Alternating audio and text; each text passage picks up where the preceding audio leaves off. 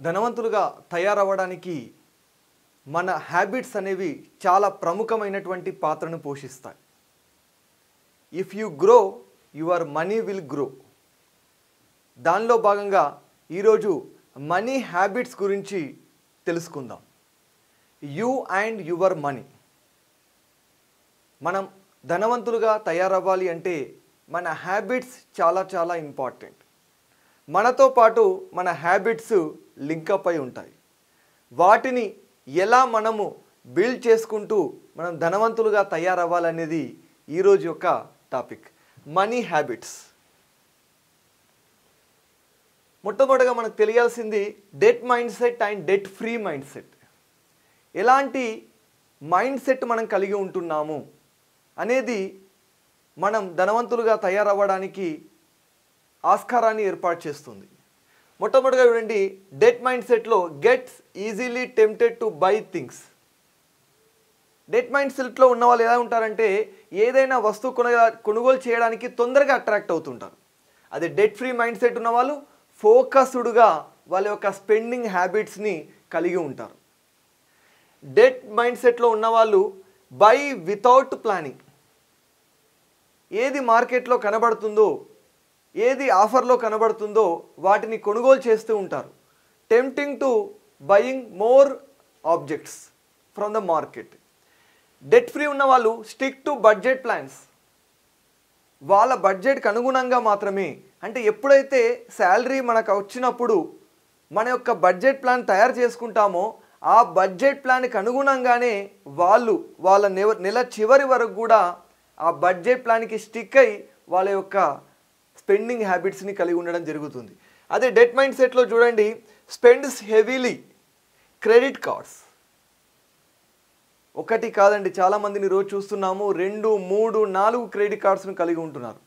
Credit cards use చేయడం వల్ల మనకు ఆఫర్స్ ఎక్కువగా వస్తున్నాయి, రివార్డ్ పాయింట్స్ వస్తున్నాయి అనేటువంటి మాయలో పడి చాలామంది క్రెడిట్ కార్డ్స్ను యూజ్ చేయడం అనేది జరుగుతుంది. ఏమవుతుంది, క్రెడిట్ కార్డ్స్ను యూజ్ చేస్తే రాబోయేటువంటి మంత్ యొక్క ఇన్కమ్ కూడా ఈ ప్రజెంట్ మంత్లోనే మనం వాడుకుంటున్నాము.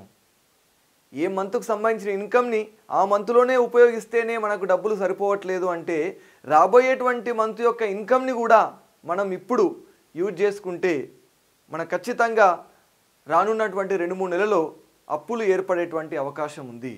కాబట్టి క్రెడిట్ కార్డ్ని ఏ విధంగా మినిమైజ్ చేయాలనేది చాలా పెద్ద టాపిక్. నెక్స్ట్ వీడియోలో మనం క్రెడిట్ కార్డ్స్ని ఏ విధంగా యూజ్ చేయాలి అనే విషయాన్ని తెలుసుకుంటాం. Avoids credit cards to minimalist usage. సరే, మీకు సాధ్యం కావట్లేదు యూజ్ చేయడం, సాధ్యంత వరకు తక్కువ యూజ్ చేస్తారు డెట్ ఫ్రీ మైండ్ సెట్ కలిగినటువంటి వాళ్ళు. Next and last thing, multi loans. Debt mind సెట్లో ఉన్న వాళ్ళు ఏ విధంగా ఉంటాయి, చాలా రకాల లోన్స్, అంటే పర్సనల్ లోన్ ఉంటుంది, ఎడ్యుకేషనల్ లోన్ ఉంటుంది, హోమ్ లోన్ ఉంటుంది, చిన్న అప్లియన్సెస్ కొనడానికి కూడా మనం ఈరోజు లోన్ ఫెసిలిటీని యూజ్ చేసుకుంటున్నాం.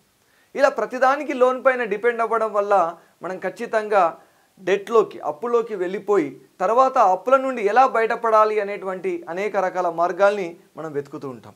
ఇక్కడ చూడండి, డెట్ ఫ్రీ మైండ్ సెట్ ఉన్న వాళ్ళు no loan or with range of balance between loan cash flow. ఒకవేళ లోన్ కలిగి ఉన్నా కూడా మొత్తం ఇన్కంలో మనకు తెలుసు 40% ఇన్కమ్ కంటే ఎక్కువగా ఈఎంఐ కలిగి ఉండటానికి అవకాశమే లేదు. ఆ లోన్ ఎన్ని రకాలుగా మనం కలిగి ఉండాలి, గుడ్ లోన్, బ్యాడ్ లోన్ అనేటువంటి చాలా టైప్స్ ఉంటాయి. కాబట్టి అసలు ఎలాంటి లోన్స్ కలిగి ఉండాలి, ఒక లోన్ తీసుకునే ముందు మనం ఎలాంటి ఫార్ములా ఉపయోగించాలి, దానికి సంబంధించి నెక్స్ట్ వీడియోలో ఆ విషయాల్ని మనం తెలుసుకుంటాం. మనీ హ్యాబిట్స్ సంబంధించి తెలుసుకునే ముందు అండర్స్టాండింగ్ మనీ, ఇట్స్ 2 కాంపోనెంట్స్. మొట్టమొదటగా మనీ గురించి తెలుసుకోవడం చాలా ముఖ్యం. ప్రతిరోజు కూడా మనం డబ్బుతో సంబంధం కలిగి ఉంటున్నాం, డబ్బుతో చాలా వ్యవహారాలు చేస్తున్నాం, కానీ ఆ డబ్బుకు సంబంధించినటువంటి విషయాల్ని మనం తెలుసుకోవట్లేదు. మిగతా అన్ని సైన్స్ లాగే డబ్బు కూడా ఒక science. Making rich, it is a science. ఆ సైన్స్కి సంబంధించినటువంటి విషయాలు మనకు తెలిసినట్లయితే మనం ధనవంతులుగా తయారవ్వడం అనేది చాలా తేలికపాటి విషయం. ఆ 2 కాంపోనెంట్స్ ఏంటి అనేది మనం చూస్తే, 1 component of money is to earning money, making money కదా. one part of the component, one game of the money, one part of the money is making money, earning money. ఇది మనకు అందరికీ తెలిసిన విషయమే కదా. ఎందుకంటే ప్రతి ఒక్కరం కూడా మన యొక్క జీవితంలో డబ్బు సంపాదనలో పరుగులు పెడుతున్నాం ఈరోజు. ఇది కేవలం one part of the game. Next, bigger part of the game is managing money, keeping money, investing money and multiplying money. But we are not focusing on next part of the game. We are concentrating only on one part of the game, that is making money or earning money.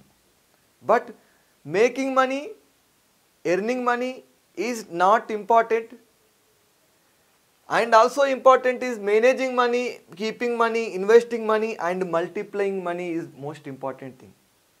కాబట్టే కదా doctors, lawyers, engineers, heroes, cricketers డబ్బు సంపాదిస్తున్నారు. అందరూ డబ్బు సంపాదిస్తున్నారు. కానీ సంపాదించడం మాత్రమే కాదు, దాన్ని ఏ విధంగా మేనేజ్ చేయాలి, ఏ విధంగా దాన్ని ఇన్వెస్ట్మెంట్ రూపంలో మళ్లించాలి, ఏ విధంగా మల్టిప్లై చేయాలి అనే విషయాలు తెలియకపోవడంలో చాలామంది కూడా అన్ని రకాల ప్రొఫెషన్లో కలిగి ఉన్న వాళ్ళు కూడా ఈరోజు ఆర్థిక సమస్యలతో సతమతం అవ్వడం జరుగుతుంది. కాబట్టి money has two components. One is earning money, another is managing money. Managing money is the bigger part of the game. Smart money system అనేది మనకు తెలియాలి.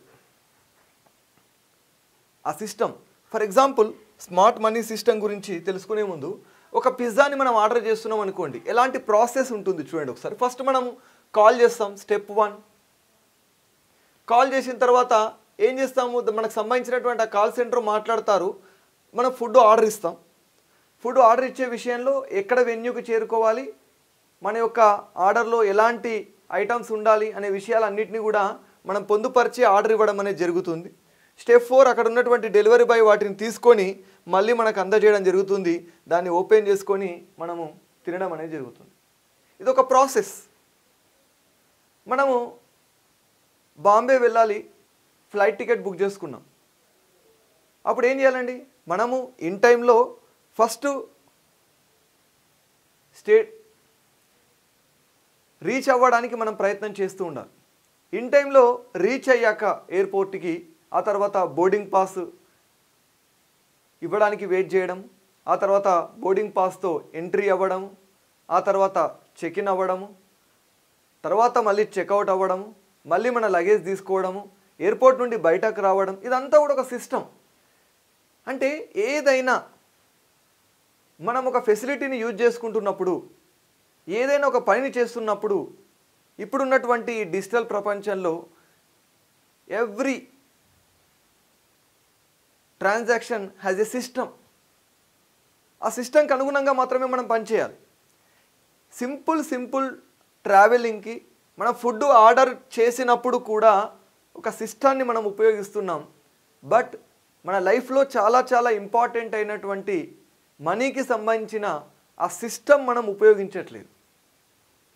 Only we are concentrating making money or earning money only.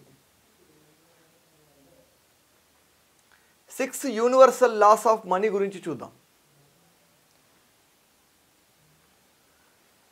Number 1 is law of earning. ఇది మనకందరికీ తెలిసిన విషయమే కదండి.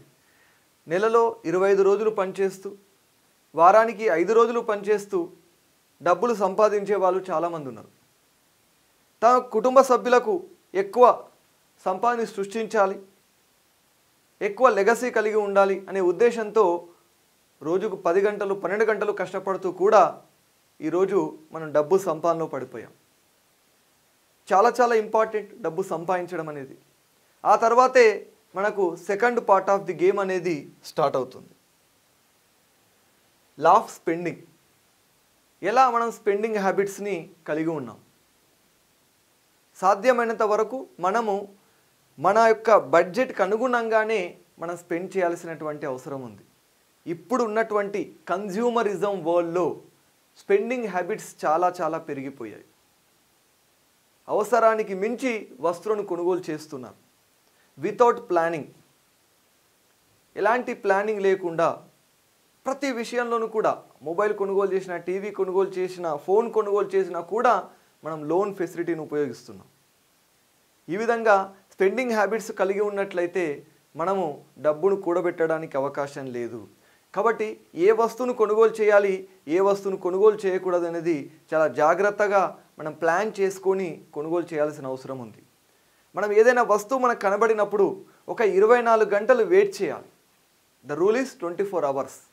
24 hours తర్వాత కూడా నీకు అది కొనుగోలు చేయాలి అనిపించినట్లయితే అప్పుడు కొనుగోలు చేయాలి.